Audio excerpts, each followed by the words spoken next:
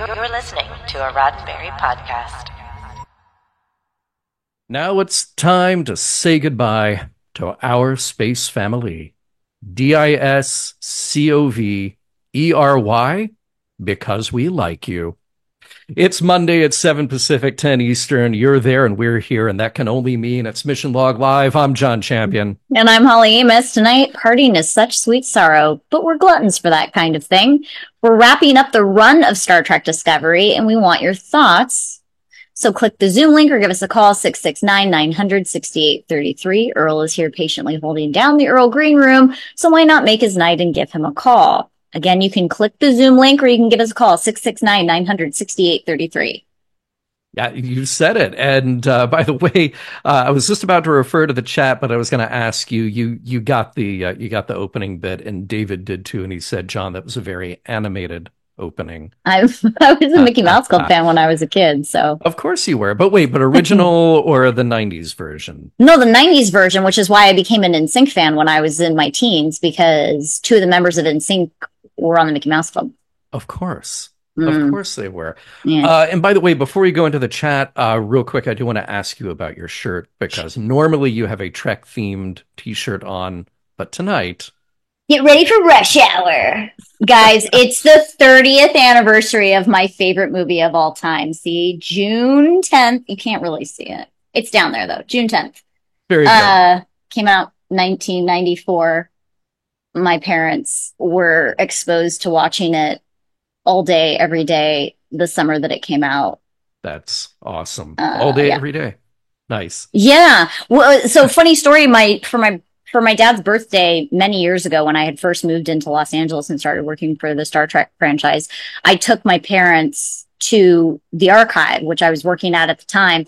And then we went up to JPL and got a tour. And we were coming back down to my apartment in Long Beach, and we passed underneath the 105 freeway. And my mom deadpan was like, "That's the unfinished freeway in Speed." And I was like, "How did you know that?" And she was like, "You watched that movie all day, every day, the summer of '94. Amazing. So she knows, she remembers stuff like that. I love that. Alan says he remembers that film. It was called The Bus That Couldn't Slow Down. Yes. You're right, Alan. That's a Family Guy thing. It's a Family Guy bit. The bus that couldn't slow down. Welcome to everybody in the chat. And by the way, a few people have noticed that I don't have my usual background. I am at home.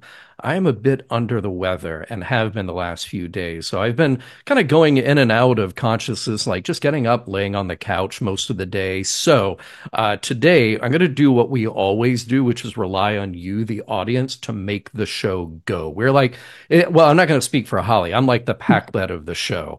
I'm just going to say, like, here, make the show happen. And then people call in and they make the show happen. So I don't have to be as on as I would normally be. So you will make the show happen by clicking on the thing or calling Earl. And then we will just ask you questions and you will fill in the rest for us. So let's say hi to everybody who is in the chat. There's Bob Amos, familiar name. You want to say Dad. hi to your... There you go. There's Mark. I'm sure that we have at least another... Oh, there's two Marks right off the bat. That's good to see. There's Dr. Nunny. There's... who else do we have? We got Tim. We got Dave. We got another Dave in there already. We got Jim. We got Alan, of course, who I mentioned before. Julian says hello and good night from Moncton, Canada. I hope I said that right. It's 11 p.m. here, so I'll catch this in podcast form tomorrow. Have a great discussion. Thank you very much, Julian. And if we don't see you leave, well, goodbye, and we'll share our voices with you tomorrow. Let's see. There's Matthew, all the way from Japan. There's Chris Riker saying hello to all of us. There's Jane saying hello from Granville, Michigan, on the road today. Got to meet the real Paul and Michelle Harveth. They do exist. That's awesome. Not just in Lego form. Very cool. They are awesome people. And what a great hangout. What a great meeting. Hope to hear more about that. So yes, and Chris points out that I've gone Mego. I kind of like want a real life size version of this. Did you set this today, or was that like default already on your? No, I've had this for a while because I love this background. And were you? I don't think you were there, but a few years ago at Vegas, there was a guy doing full on Spock Mego. Oh yeah, I And remember. not only did he have the plastic hair, but like you went around to his back and that snap that was on all the Mego costumes, he had like a giant scale version of that. And when he would sit down, he was totally stiff, like his elbows and knees wouldn't bend. I mean, he was amazing. He was so great. So got a lot of love from Mego. Hey, and thank you for the feel better. Nothing but tea and soup the last few days, and it's going to be a lot of rest tonight. So, thank you everybody who is joining us in the chat. And before we get to our discussion, by the way, see a lot of people already calling in. Can't wait to have them make it go. Holly, can you tell us what is coming up on Mission Log Podcast this I week? can. Yes. This week on Mission Log, don't miss the discussion on Star Trek Voyager Nothing Human. With guest stars me. Yes, so glad we got to have that conversation. I do want to mention, by the way, we have had a few guest co-hosts sit in for Norman while he is on a personal leave from the show, and it has been awesome to add some different voices to the mix. Anticipating a little bit of a break, not a long one, but just a little bit of a break for Mission Log so we can get back on our regular production cycle with more exciting special guests. Holly to return as well, but thank you so much for doing Nothing Human with me. I really enjoyed that conversation. Yeah, me too. It's most of the Voyager episodes I feel like are a good discussion. Yeah. Especially the ones that have some conundrum, some moral conundrum. Yeah. Mm-hmm. All right. So Mission Log the Orville, they're still on shore leave with Talking Ted, and they have special guest series co-star Georgia Wiggum. She's on there with them. I can't believe they got her back already. She must have actually liked her experience with Mike and Jessica. So that's great. Genealogy is still on hiatus, but it'll be back soon. And make sure to follow all of the podcasts at podcast.roddenberry.com. And make sure to also like and subscribe to our content on youtube.com/Roddenberry Entertainment. Just like this video. Just like this one. And not only just like it, but like it. Like this video and share it and subscribe to Roddenberry on YouTube. Because, we definitely will be coming back and there will be other video content added to it. But let's not waste any more time. Let's get to it. I just want to mention that we've got, lined up so far in the chat tonight or live with us tonight, Dr. Nani, Brandon, Mark, Alan, Sam, Tim, Cherie, Dave, Andy, and another Dave. I love 10. That lineup. That's absolutely 10. Yes, like the 10C, the 10 callers. Yeah. I love it.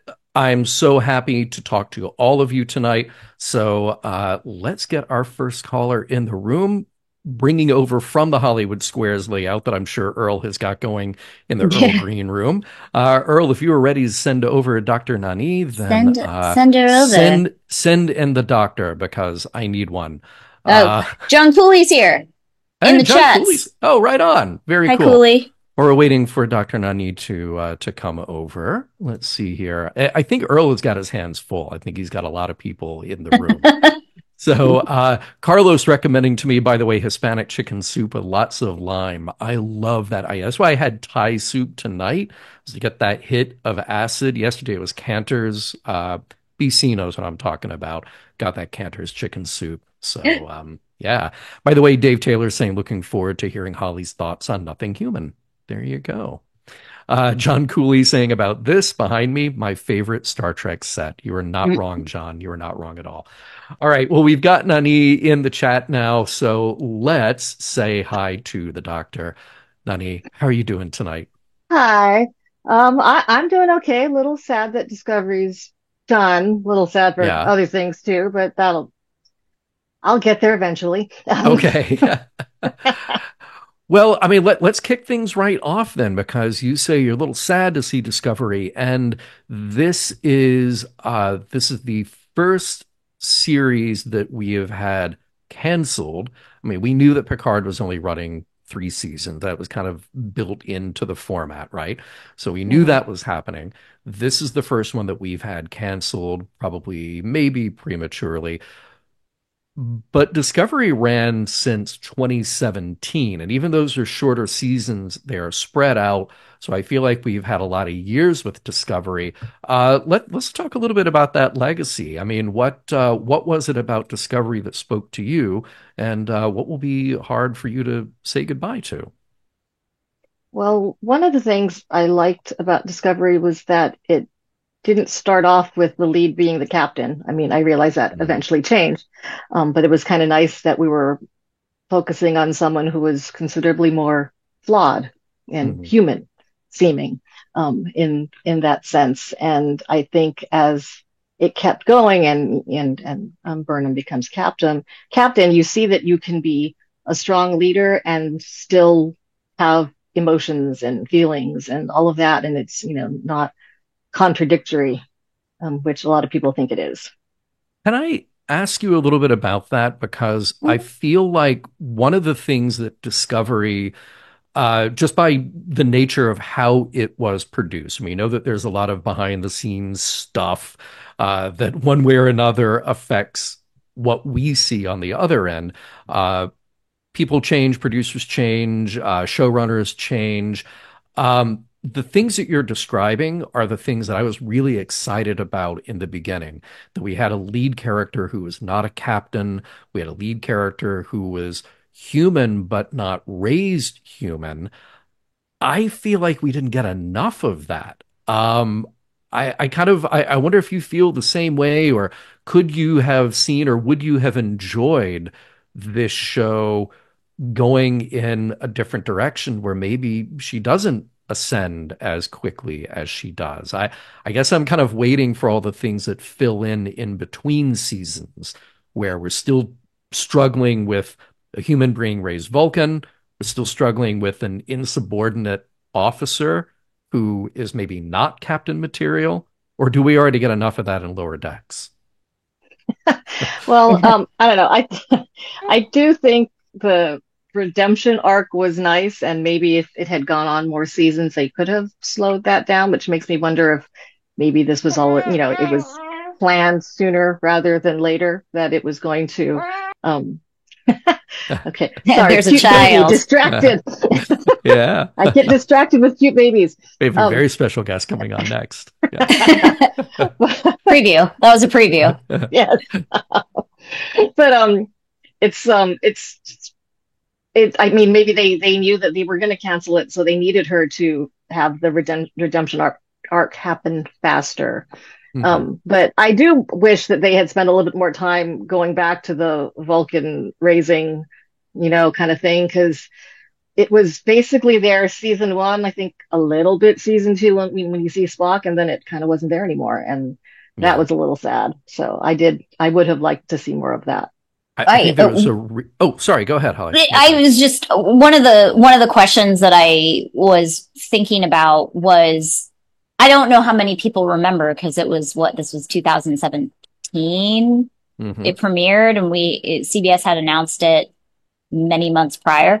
But Brian Fuller, who did a lot of Voyager, was the one that was actually creating the show, and then he was unceremoniously let go before the show premiered. And I just wonder how different you guys imagine the show might have been if Fuller had stayed on, having seen his work on like Voyager. Ooh, you're Like, you're would they have gone back to Vulcan more? First of all, I would have loved to have just had a moment, particularly when we got to the 32nd century and we know that Vulcan is gone and now we have Ni'Var and there's a huge change. I would have liked to have had some recognition, some connection with Burnham, maybe kind of finding her roots again, because that seems like a pretty major thing. For the Federation, it's 900 years. For Burnham, it's yesterday, Right. and everybody's gone. The Brian Fuller question is really interesting because as you know, I mean, I'm very much into Voyager right now. And part of what I love about Voyager, it's the two things. It's balancing the super weird along with this through line of family. And I think very often when Voyager's good, it really nails that. But I don't know that it's just Brian Fuller. I think Brian Fuller has also done some really creative, weird shows on his own. But you Mhm. have this other group of writers and the people who crafted Voyager, like Jerry Taylor. Could we have gotten a Lisa Klink to write a few episodes of Discovery? Right. Would they have ever entertained bringing back Brannon or Ken Biller or some of the people who really shaped that show? Joe Menosky, if you want to go really weird. Um, so I think maybe losing Brian might have been tough, to lose some of that deeply connected Trek DNA because he's such a fan, but I don't know if it was solely his.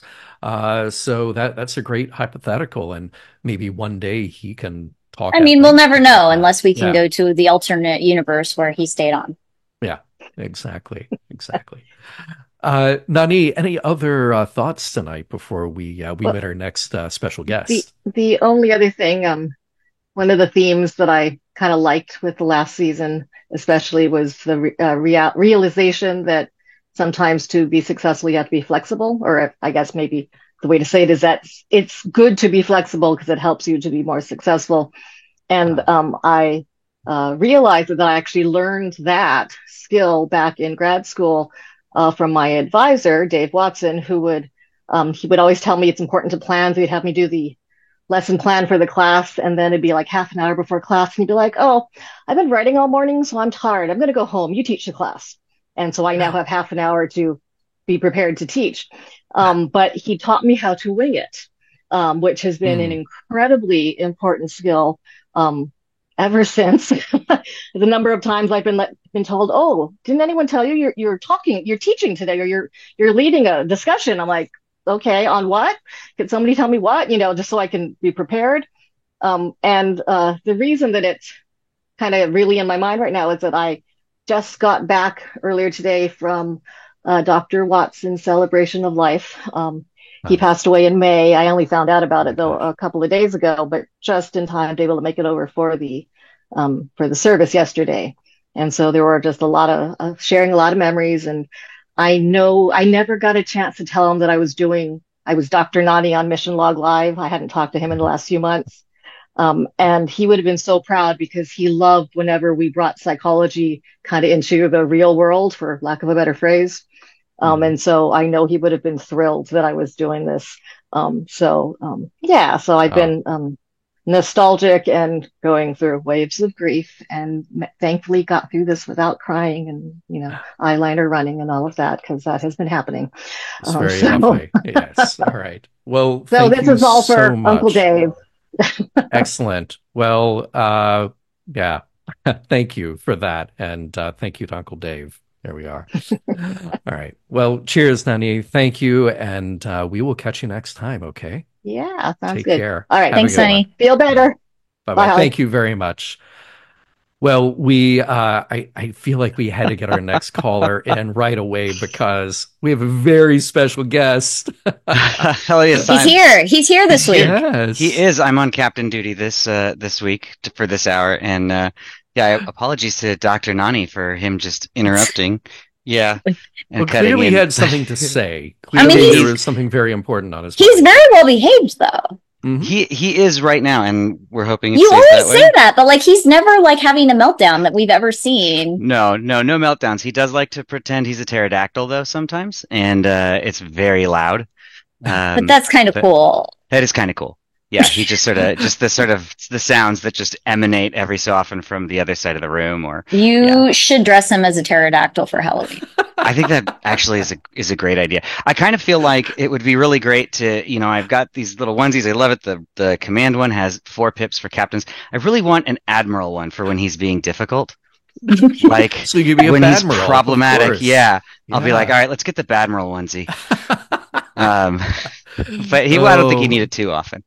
that's awesome. Heather in the chat says, my favorite little ensign. And then Chris Riker says, he's commodorable, Oh, I love Uh-huh. that. right? Love it. We have the best Well, thank you. audience. Very Yeah, we clever. do. Yes. Brandon, what's on your mind about the end of disco? So the end of disco. Well, I think I mentioned last week that I do wish it had.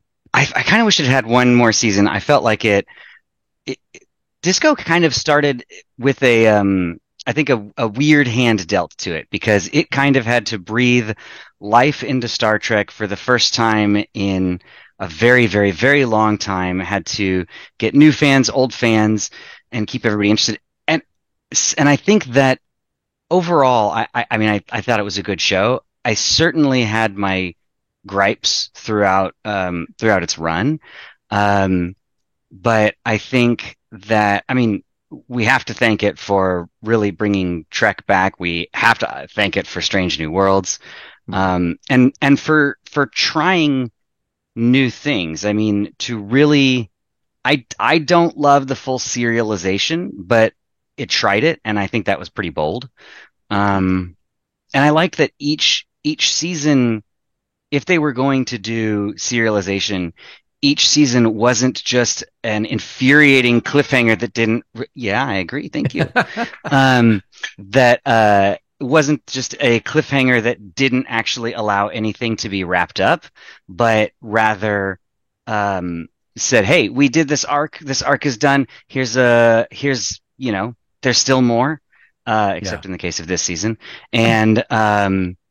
But we're not going to do that because it's very common right now for shows to just say, hey, we're not going to answer any of our questions this season. Mm-hmm. You have to come back for season 2. If we get it and if we don't, too bad. Yeah. And I mentioned this on the show many times, is I still get upset about a particular show, not Star Trek, getting canceled on a cliffhanger and we never got to know what happened. I feel like what Discovery did, they fully serialized the episodes but they're contained within the season. So instead of bottle episodes, we got like bottle seasons, sort of. Yeah, interesting. Yeah, I think because we didn't get cliffhangers to the point where if it had been, like you said, canceled, like everybody would have been like, "Well, what happens?" And if I just had to take a guess, I assume you're probably talking about the Sarah Connor Chronicles. No, I'm talking about Odyssey 5. Oh, okay. Oh. That's my same gripe is for Sarah Connor Chronicles. I know that a lot of people have that gripe. I didn't watch it, not my shtick, but my father and I watched a Showtime series that Peter Weller and Christopher Gorham was in. It was sci-fi, and it ended on somebody getting shot, and we don't know whether or not she died because the show got canceled. Yeah. And it was a really cool premise too, is like, not to take over the show because it wasn't Star Trek, but it was sci-fi. It was a really cool premise. It was 5 astronauts. Weller and Gorham were father and son in the show. And there were 3 other astronauts, and they watch our planet like get destroyed, but then they travel back in time and they're tasked with basically like saving the planet. And the person that got shot is the wife of Weller and the mother of Gorham's character. Whoa. And like, we don't know whether or not she survived because the show got canceled. Wow. I'm still bitter about it, and I can't even tell you how long ago that was. I think I was in high school. It was over 20 years for sure. Anyway, as you should be. And by the way, I was a fan of Sarah Connor Chronicles. There you go. Too. Yeah. Yeah. Well, it's interesting, Brenda. You answered one of the questions that I had here to be able to pose to our audience without even knowing it was one of my questions, and that was about kind of the production legacy of Disco. What in the greater picture of Star Trek for the last nearly 60 years does it maybe get right or get wrong, or how does it fit? And to me, that the boldness of doing the serialized storytelling is both maybe its greatest strength and its greatest weakness. And I love just kind of throwing it all at the wall to see what will stick, and just boldly dedicating to doing these long form stories at the same time. That tends to then feel like, well, every season we're reinventing the wheel because we now have to break and tell a totally different story every season, as opposed to the flexibility of that more episodic approach where you can do something sort of off the wall in an episode and then you can go, okay, but now we're going to get back to this other thing. And look, some series serialized is great and it works incredibly well. Other series, maybe it doesn't. And I feel like serialized stuff in theory should have like really great character development too, but I feel like we've had non-serialized Star Treks most of the time, most of the franchise's history, and I feel like those were better at character development than Discovery ever was. In most cases. Yeah. I would tend to agree with you there. I would too. Yeah, Brandon, any other thoughts? We got a lot of callers tonight. We'll jump to a couple more. No, I thanks for having me. And again, Thank sorry you, about as always. intercepting the transmission there a little earlier. There is no apology necessary for that. Take care, both of you. All right. Bye. Thanks, Brandon. Bye. Take it easy. All right, let's hop over to Mark. Mark, what is on your mind tonight? You've got a friend back there with you. I do. That's Bonaventure the octopus. What was what? Awesome. What was the name? Bonaventure the octopus. He's named after one of Canada's aircraft carriers, the Bonaventure. It's my nautical theme. I love that. And if you're a TAS fan, it was the one of the first warp capable ships. Yes. Yeah. Mm-hmm. Nice. That is a great name. What is on your mind tonight about disco, Mark? Well, first of all, I'm also in the med bay myself, so I might start coughing up a lung at any moment. So I apologize if I do. I got my finger on that mute button here for myself. Yeah. Well, and here's the nice discovery for everyone. Beautiful. One of the model kits I built. So, good looking ship. Yeah. Yeah, I even did the decals. The decals, as you guys call them, or the decals, as we call them in the rest of the English-speaking world.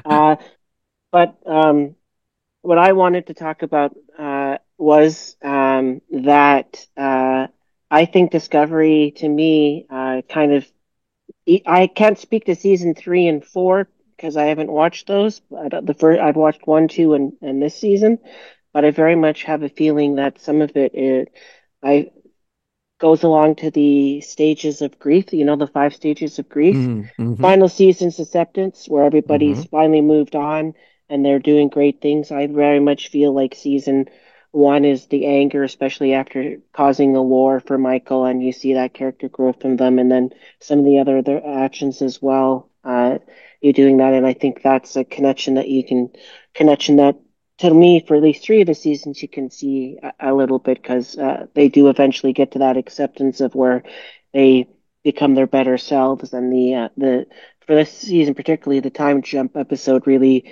speaks to that, of where she sees her past self and who she was when she, not that long after the mutiny attempt that she did, and how lost and how much trouble she is, and then the growth that to the rest of the seasons have. And I think, that's an important part of the character arc, is sometimes you get your second chances, and when you get those, you can do amazing things. And I think, the fact that at the end that she gets to become an admiral and keeps it, unlike Kirk does, says something. So right. Wow. God, nicely done, Yeah. Mark. I mean, that just kind of encapsulates the whole thing. Really, really well done. You're looking for a job on a podcast because, nicely done.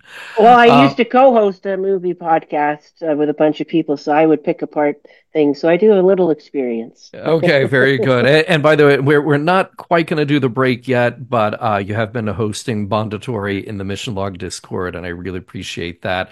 And next time I have a Saturday late morning free, I will definitely be there. But thank you again for doing that. And yes, nice. It happens on our Discord on Saturdays at 6 p.m. in the evening, and nice. In the PM time, and it's on Her Majesty's Secret Service this week. We had a very good discussion on the 1967 Casino Royale. That had some we had some good talks about it and picking it apart, and did some fun things. And excellent. So thank you. Excellent, man. Well, Brandon, take care. We're going to jump right over to Alan because we got a lot of people lined up tonight. But I thank you very much for your eloquent summation of what made all 5 seasons tick. Thank you. Take care. Thanks, Mark. Yeah. Thank you. All right, Alan, how are you doing tonight, friend? I'm doing pretty good. I'm ready to.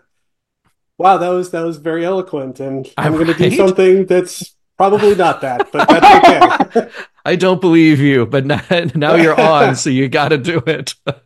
Yeah. Well, I figured that there might be some kind of heavy discussions going on, so I thought that I might want to sort of celebrate Discovery and maybe send it off in song. Oh, okay. No. I was hoping that this would happen tonight. Yeah. Yeah. So, without any further ado, here we go. 2, 3, 4. Michael is our senora. True Star Trek fans all adore her. Discovery is so bitchin'. She gonna lead the crew on all kind of missions. Sport jump in the line. Rock the disco in time. Okay, I believe you. Sport jump in the line. Rock the disco in time. You can talk about Saru, Lorca, Pike, or Georgiou, but Burnham runs this revival. She jump in the chair, the ship gonna spiral. Sport jump in the line. Rock the disco in time. Come on, let's fly. Jump in the line. Rock the disco in time.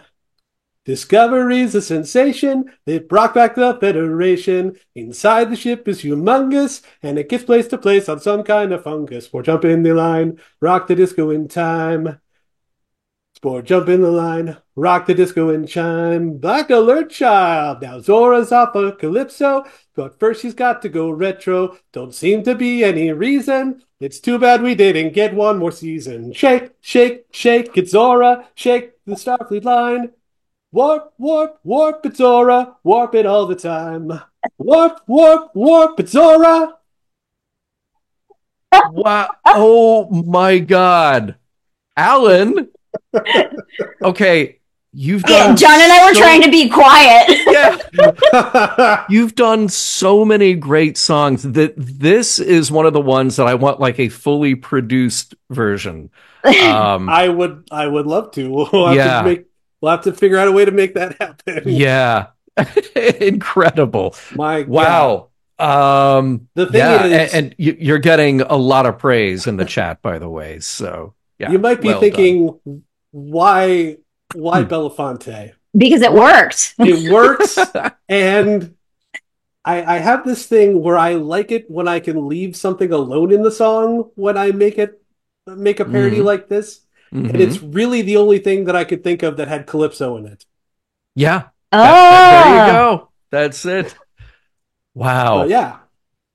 Incredible. I love it. Well, and a second Beetlejuice is coming out this year, so I know. Yay. Is it? Okay. Very much looking forward to that as well. Very cool. Well, yeah, Alan, any thoughts after that? Well, beyond that, if I can be a little serious, I think the thing that I really appreciate about Discovery is that they did make some pretty big choices and they stuck with them. You were talking earlier at the start of the show about the decision to start with Michael as a not the captain, mutineer, all of that stuff. They stuck with that choice and allowed her to grow and evolve throughout the series. Where Discovery, I think, really clicked for me was at the end of that third season, where I was like, well, they're just going to fix the burn, and then they're probably going to go back and they'll do something else next season, and they didn't. They chose to stick with the future timeline.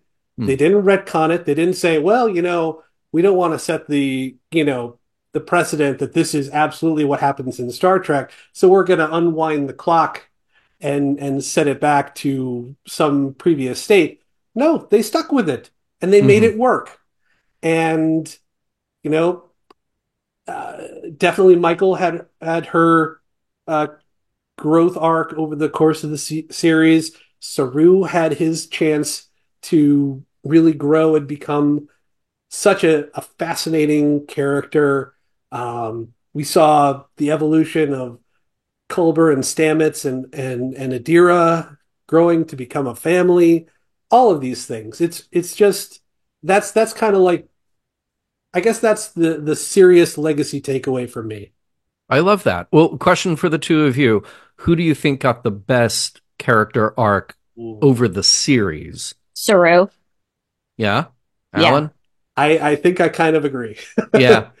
I mean, Michael is a close second, but I think from the standpoint of we didn't just learn about Saru, but we learned about his species. and we learned about the change that species had and how that plays into his character. Yeah. But isn't this interesting, though, in the tradition of Star Trek, the character who is not the central focus is the one who gets, so TOS, Spock, is the one who has the best character arc stretched out over 25 years. I think in Next Gen, you can probably make the argument that Data does, although we try to give Picard more of an arc by coming back to him. Voyager, certainly 7 of 9 gets the best, most interesting character growth out of anybody. Maybe only maybe the Doctor is the only other one who does. So, you start out with these great plans. Here's our captain. Here's our lead character. Oh, but we found all the meaty stuff with somebody else. So we're going to explore that. Who's the character in Discovery that you are least impressed with the character arc? Like sort of main cast or reoccurring cast. Not like Harry Mudd. Like, that doesn't account. Yeah, but I mean, see, here's a problem. I think they dropped the ball on. I think Stamets became a better person after the initial kind of prickliness, but I don't know if he really grew beyond that. Yeah. Tilly got more confident, but I don't know if she really grew beyond that. I'll chicken out and say Reno was perfect from day one, so she didn't need to grow. There we go. That's it. I think Ariam, from the standpoint of, like, I feel like most people fundamentally didn't care when she died. Yeah. Okay. Yeah. Good call. All right, Alan. If she had better character development, people would have cared more. Yeah, sure. I agreed. Alan, thank you so much for your awesome interlude. I appreciate you so much. No worries. It is care. My pleasure, and I'm happy to spread whatever is in my brain onto you guys. John, I know you've not been feeling well. Hey, you do, and you clean it up, okay? I went through some medical stuff this week as well, so maybe it's the drugs that I've been on, but we're good to go. They're working for you, okay? God bless prednisone. Oh no. Well, take care, my friend, yes. and have a good till one. next time, okay? Bye, Alan. Bye-bye. All right, let us take the quickest of quick breaks and just tell people about our Patreon and what that gets them on Discord. Holly, where should they go? Well, you can go to our Patreon. I'm sorry, I was reading a comment. Oh, that's fine. You guys can join our Patreon, yes? Yes, and they can. There's many things in our Discord as a perk. Yes. So we talked about Bondatory, but we also have, Kon-Tiki, and we have the international chat if you are on the other side of the planet. Which one of our listeners is from Japan in there? Matthew. Matthew, actually, is more he than going just to those? Matthew. He's the ringleader, man. Matthew is unstoppable. Yeah. Okay. All right. And Twilight Zone. So yeah, he does it all. Okay, great. Mm-hmm. But yeah, you guys can go to patreon.com/missionlog if you would like to join all of the things in which you get to have very interesting discussions about not only about Star Trek, though. Yeah. And it's not just about getting the unedited, unexpurgated recording sessions of Mission Log and Genealogy. And those are great if you have the patience for them. It's the one that everybody is, if the Patreon of the Mission Log that I'm on that comes out, and I stained my shirt, you guys. I was really upset about it, and right. You will have missed that entire discussion. You'll have missed that entire discussion if you're not on the Patreon. Embarrassed for you, Holly. I didn't get the stain out. Oh, really? I threw it away. You have a duplicate of that shirt, so it doesn't. Oh yeah. So if you see, these are the things that you guys miss, and you have no. Always context. order two. I had two. I threw one away because I stained it with tea. There you go. All right. So yes, patreon.com/missionlog for as little as $1 a month. Join us. It is a blast. We will see you over there. Okay, let's jump right back to it. We've got Sam, who is just as entertained by Alan as the rest of us were. Sam, what's up? He was on mute, though. You and I were really struggling to stay quiet. Exactly. Sam, what's on your mind? Well, you gave me a little buffer to not have to follow that. Yeah, well, I figured we'd cut away. You could collect your thoughts, you know.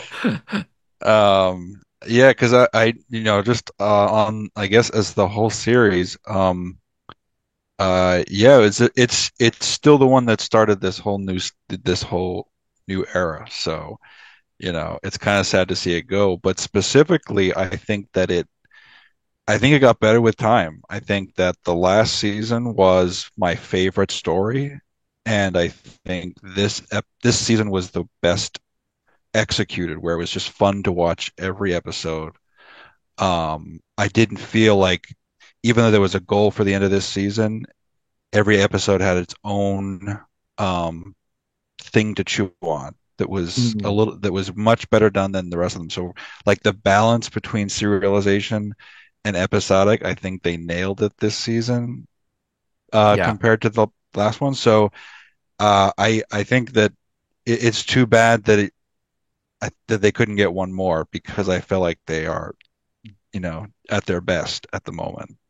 Again, you're answering a question that I wrote sort of generically to be able to throw at our callers, and it really is, favorite season, least favorite season, and I do feel like just the whole series was on a trajectory to get better and better each season, and once they committed to that 32nd century timeline, it did. I've said it many times before on Mission Log. I'm not a fan in general of going too far out, because I do think that there are things that disconnect me from the story, because we're just sort of creating technology because we can with our special effects.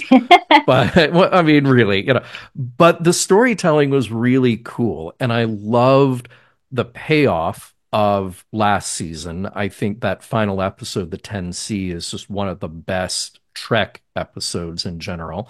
I think what we built up with in the last few here in season 5 are just great and just very Star Trek at their core. So I would have loved more moments like those earlier on, but I'm glad we got them when we did, because I thought there was just a lot of payoff. Thought they were great. Yeah, and I as it jumped forward, I was happy when it jumped forward. And I like the premise of the show. I like that they have this uh, way to jump around that's different. So that was a new thing.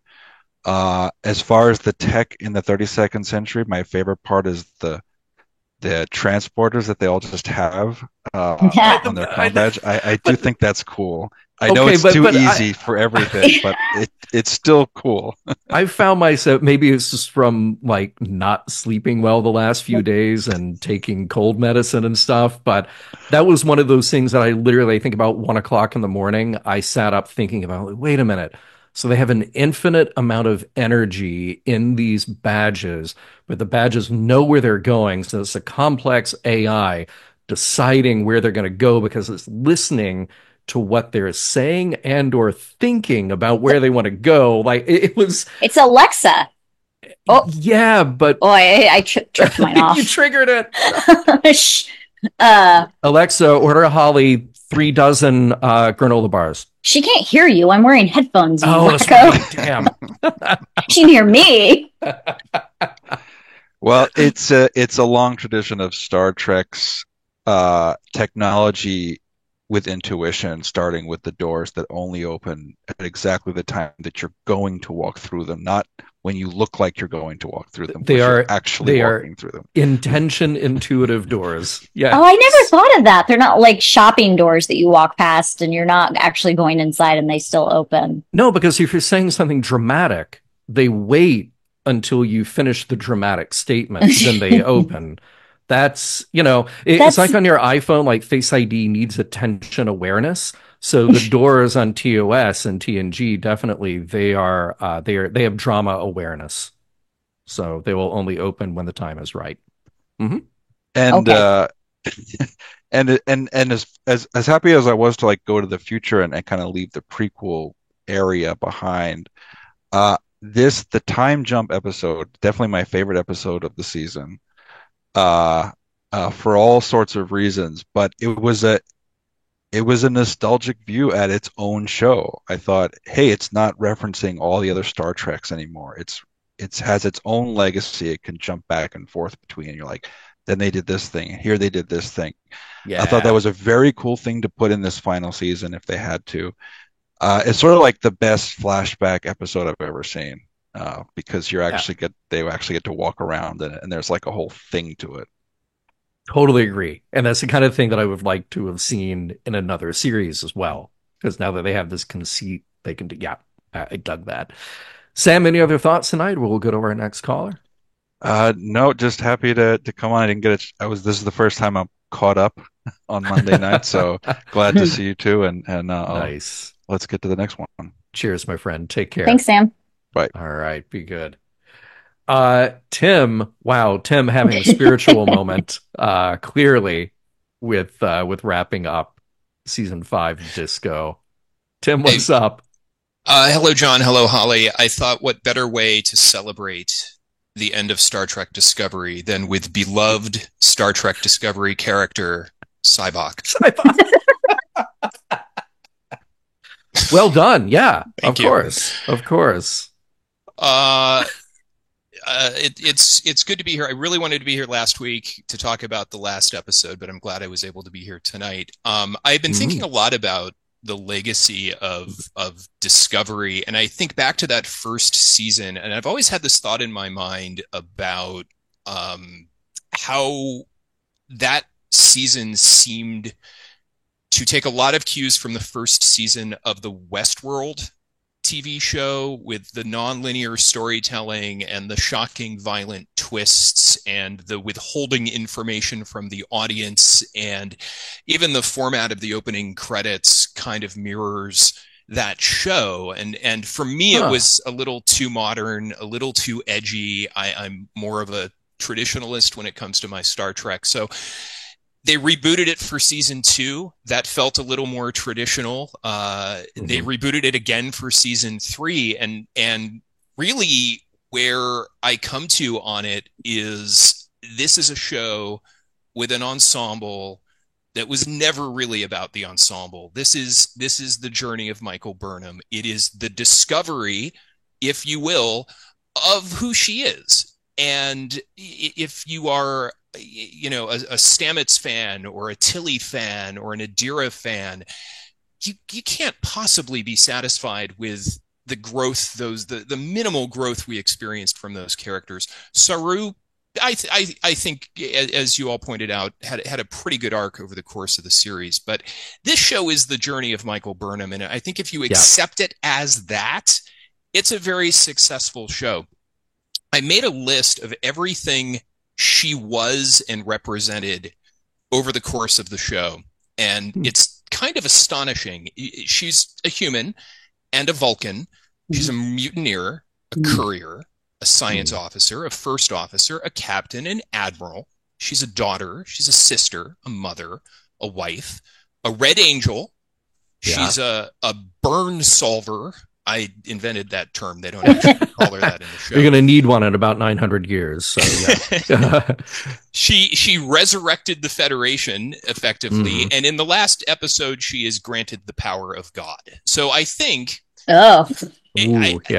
Yeah. And I think you only pull that off if you have someone as talented as Sonequa Martin Green. And we haven't talked about her specifically tonight, but I can't think of another actor. Maybe Larry Luckinbill could have pulled it off. There we go. Yeah. I can't think of somebody who could nail all of those roles so consistently week in and week out.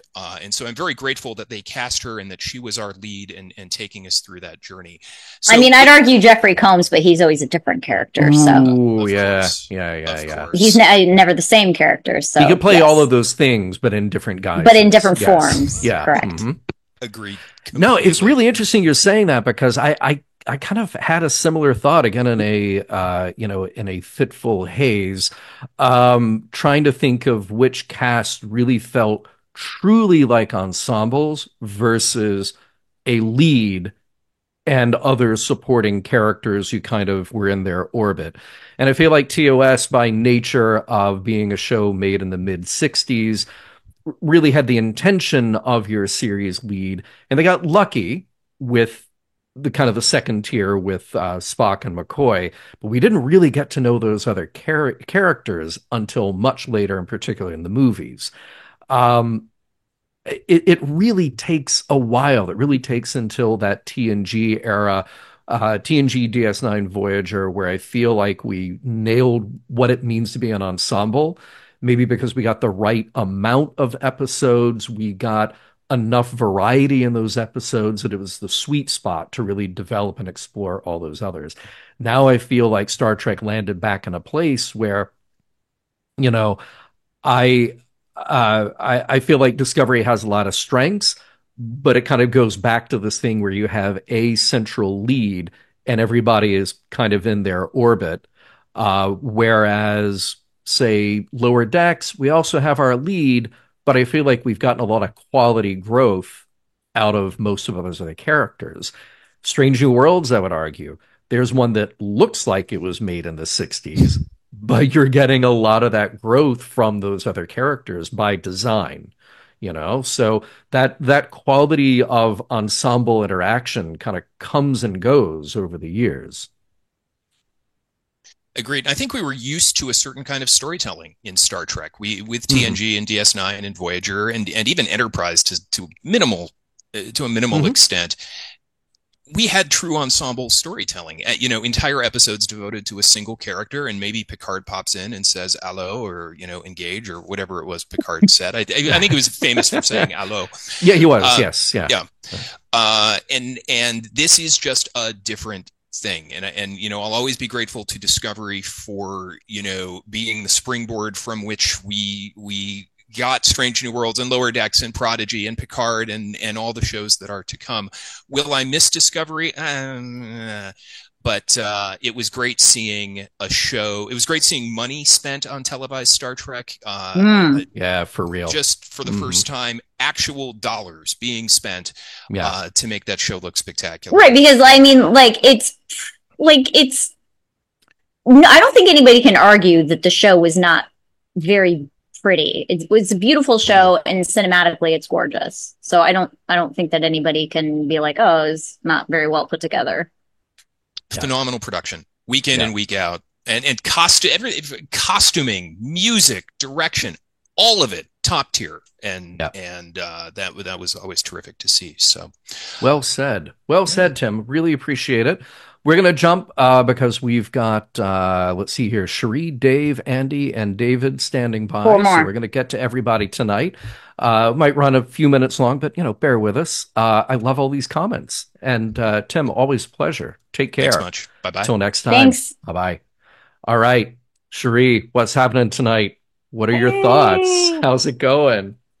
Well, I think that Owo, Detmer, and Fred should have all shown up on the Enterprise at the end, and we could have had justice for all of them. There we go. I mean, we see Owo and Detmer again, but it's sort of in like a silent hug scene. Yeah, I don't know what happened there. I'm sure there's like a story of like the actresses weren't available or something happened, but that honestly felt like a slap in the face. Really disappointing. It really did. Yeah. Really disappointing. And also the fact that they replaced them with like the same type of character just made it worse.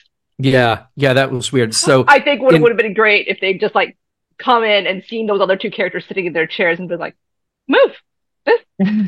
You're done now. All right. We're here now. Yeah. I could not agree with you more. And we didn't really get into it on the last episode of Mission Log Live about the structure of the final episode, but I felt like there were so many weird choices made in that 20-minute epilogue. One of which to me was the slow motion silent hugging reunion, which just felt weird to me for a number of reasons. And then to have characters we've been asking about all season long to just show up there and that's it. I did not appreciate that. I kind of wondered if that scene was the original ending of the like season, and then they added the other stuff. Because if it hadn't been the last season, they could have ended on that. It would have been fine. It would have been whatever. Yeah. since it was the last season, they had to add all that other stuff. But that one seemed very much like, okay, we filmed this before and this was our ending. But now we have to have a different ending. Right. Good point. Any other thoughts about our wrap up? Just what everyone else has been saying about how like the ensemble never really gets to be built up, and it's done better. And like, in my opinion, pretty much every other Star Trek show has a better ensemble, like character development. Yeah, you're not wrong. Yeah, because even in like the original series, even though the other characters were still kind of background, you still knew more about them. You at least like knew what their jobs is. I still don't understand Reese's job. He sits in the captain's chair. I think he's third in command, isn't he? I think he's tactical, but like I don't See, we don't even know. We're like, we don't even know what he does. Yeah, it's just.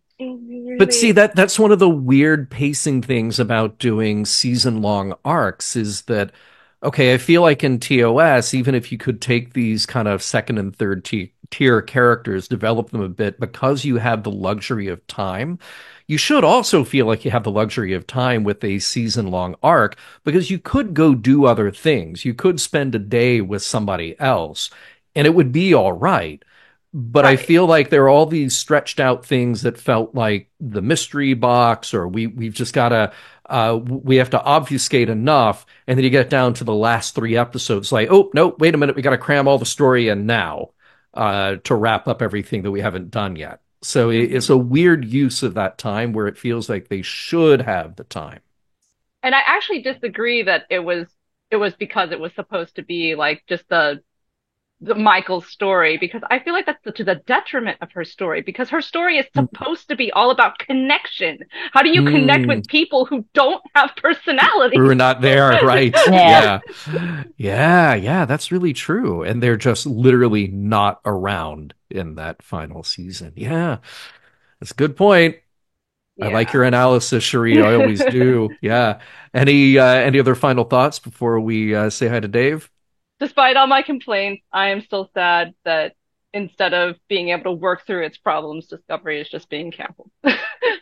Yeah, it is too bad, but I do think that Discovery has a nice place in the Star Trek legacy as the thing that launched this new era, literally launched a new platform for Star Trek, and got a good, 65, can't remember how many total episodes out of it, which is a tremendous feat for any show nowadays, where seasons are so short. So I just hope we'll get another show that's not afraid to take risks as much as Discovery, but I have a bad feeling like that might not happen. 65, you are correct. 65? Okay, yes. Cool. Yay.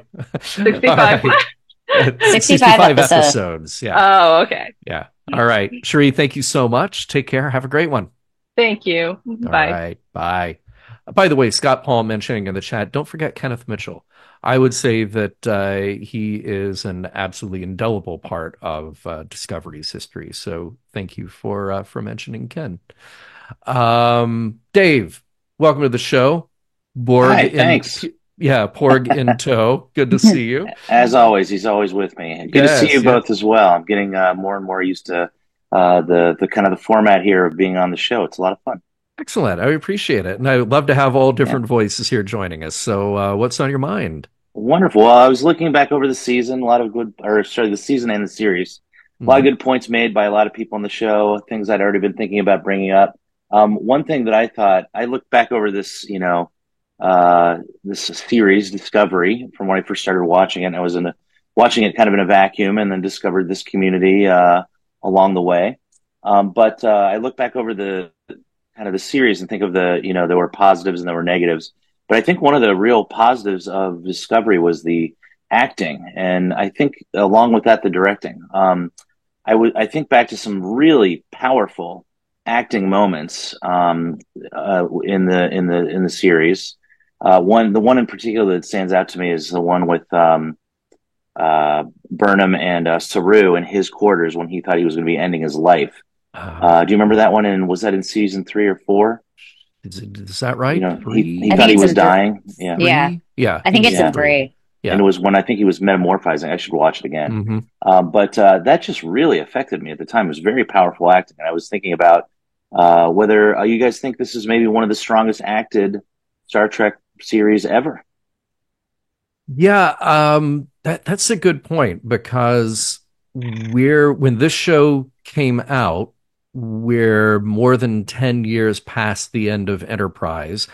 TV has changed a bit.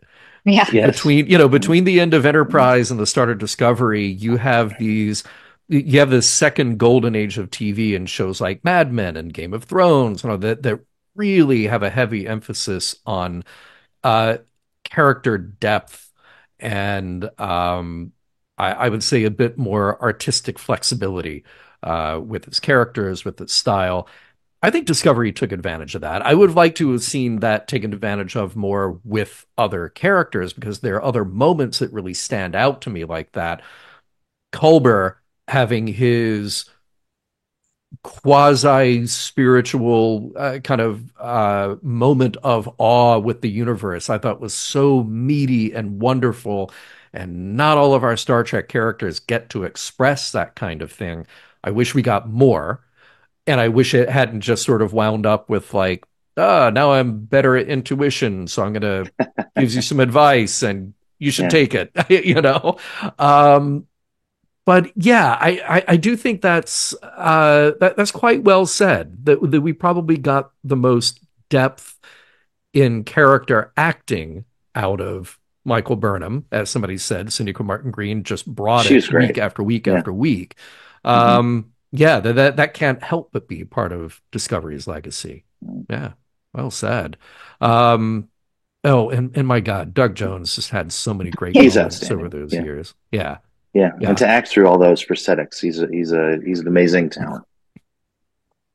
Going from the scene that you just mentioned, where we thought he was at the end, fast forward then to the end of season 5 and his moment of stare down with Tahal. That was thank you for reminding me about that. Just absolutely, Talk about point. Huge growth. Yeah. I mean, just him pulling that off, growth of the character, but also Doug Jones as an actor. I've never seen him like that, and that was really something. Right. He's always a little bit, silly.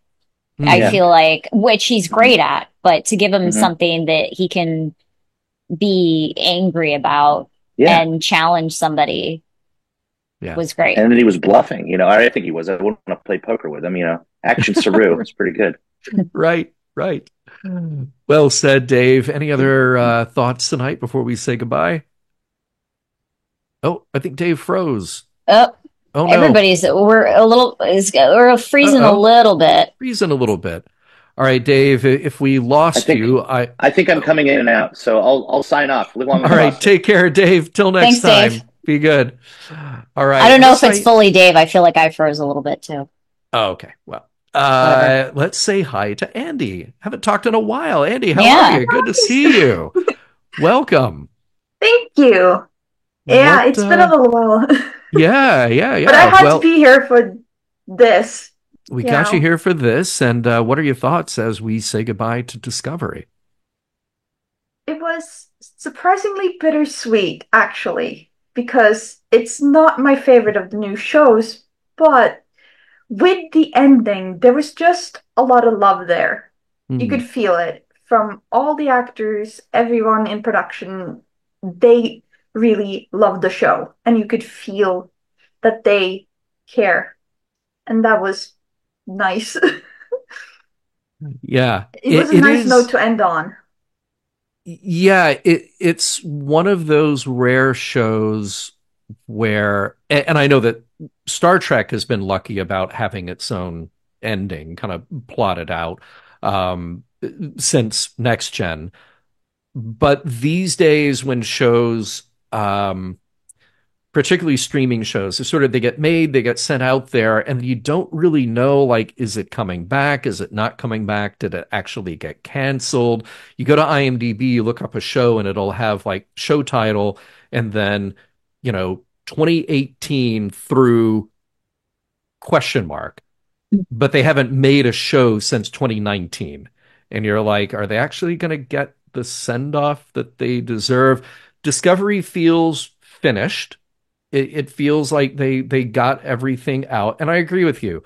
May not be my favorite Star Trek, but there's something monumental about wrapping up the first of the modern era shows.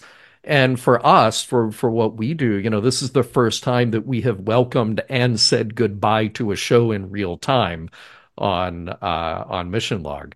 I feel like Picard's a little bit of an outlier because we knew what we were getting, and honestly, we thought it was going to be shorter than it really was. Yeah. So that was kind of the oddity with that.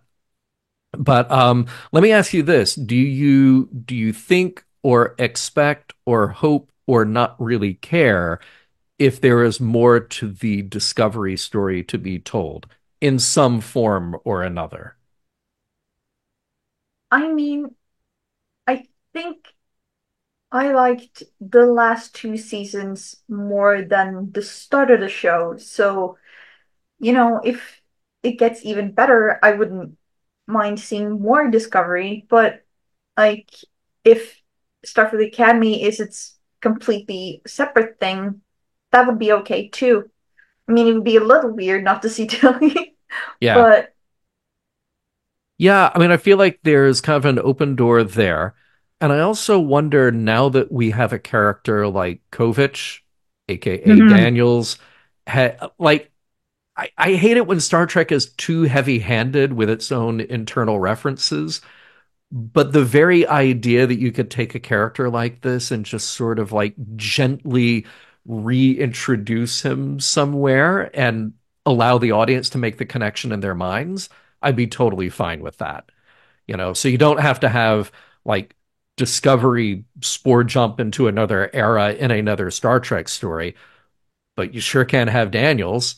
So, but what else I like about the Daniels thing though is that there is the potential for newer fans to want to know more about that character, and they'll watch Enterprise. Yeah, right. Good point. I don't mind bringing more new viewers to Enterprise. Alan says, mark my words, there will be Oo and Detmer fanfic until the sun burns out. Not wrong. Not wrong, Alan. Andy, any other final thoughts before we say hi to our final caller? I was just really happy to see Saru again because he's my favorite. I'm glad he didn't die. I felt like they were building him up to die, and I'm really glad that he didn't. No, I'm glad he got a cool sort of action Saru moment, and then the wedding, which was beautiful. Yes. Yeah. And those two are just so sweet together. Yeah. Great wardrobe in that wedding, no question about it. And it was so funny thinking back to our conversation about the next to last episode of the season. And we were all I forgot who it was. One of our listeners, someone among you planted this idea like, oh, I think they're going to kill Saru. And then that threw the whole conversation. And that's all we could think about for days and days. Are they going to do that? No, they can't do that. Well, they didn't. Thank goodness. They could have, though.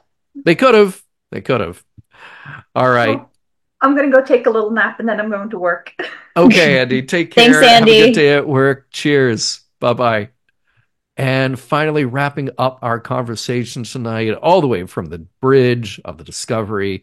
I'm in the hallway. You're in a hall. Well, this guy's on the bridge, so you can fall down to you. Yeah. David, what's up, my friend? So you're down on the other side of the ship, huh, Holly? I don't know where I am. I'm somewhere. Yeah. Well, I had to call in. You said you needed callers, and I haven't called in for a while. Yeah, I want to hear from everybody tonight. Yeah. But it strikes me how brilliant the creators of the show were, even Brian Fuller potentially, in naming it Discovery. And then it got shortened to Disco with the shirt and the It's like a disco. The show is like a disco. The observation I had is you show up and it seems familiar, but not quite exactly, right? You have a drink. Oh, it's the Klingons, right? Your old friend shows up. Oh, it's Pike, right? Oh, Pike. Okay. Then the song you want comes on. You got to go. You got to leave your friends. You got to go do the song, right? And all of a sudden, you're in the 32nd century doing the song. More drinks. You're lost. The action builds. You see at least 10 of your friends. I just kind of reversed it. Yeah.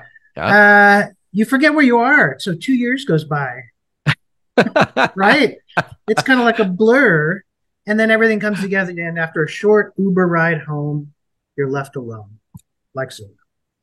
So that's perfectly said. Right.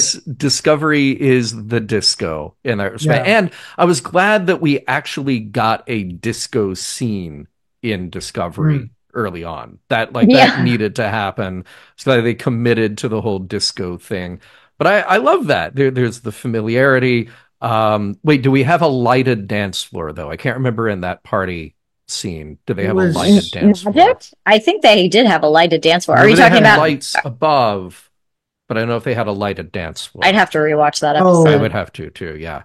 Like in Saturday Night Fever or whatever it is, Staying Alive, where it has like the lights. Well, I don't know. Which, by the way, that dance floor is up for auction later this week. Yeah, I saw that. Yeah. So. What? Yeah. The one from Saturday Night Fever? Yeah. The actual one. The actual one. It's out of my budget. So just really forewarning, it will not end up here. Yeah. It's really just some acrylic or plastic or something. Alan wants to know, is the spore drive actually cocaine in this disco analogy? Was that the missing element? No. Might be. Well, I wouldn't say cocaine. I mean, cocaine is not cool, but it is based on a mycelial network, should we say. It was something. Yeah. Yeah. We'll just leave it at that. I don't know anything about that though.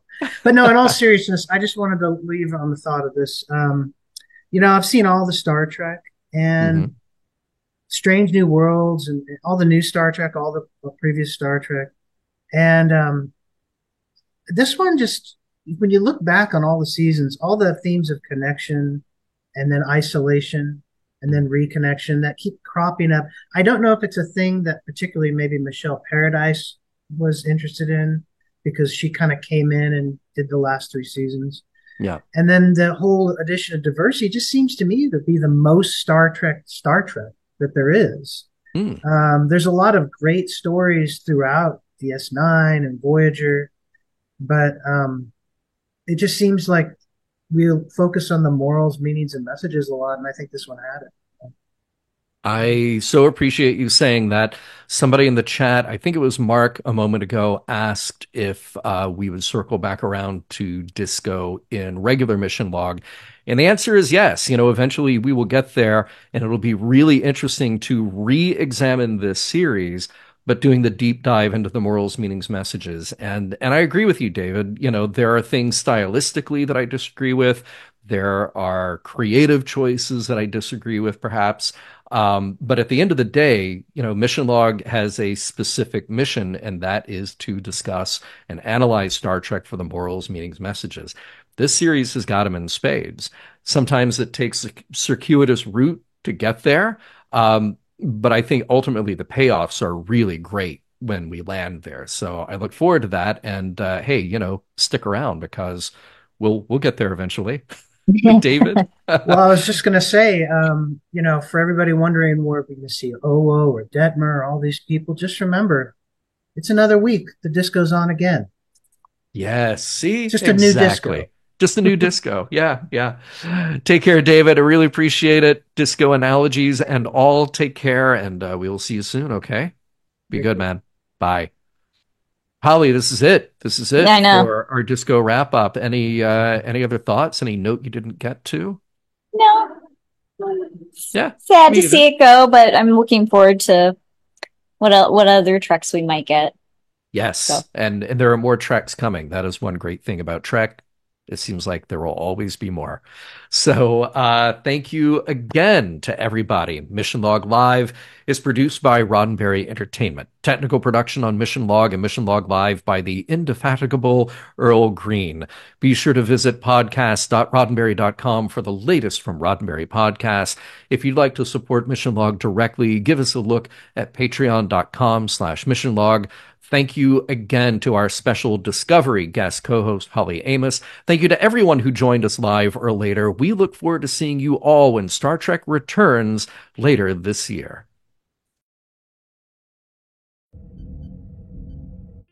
This is a Roddenberry podcast. For more great podcasts, visit podcast.roddenberry.com.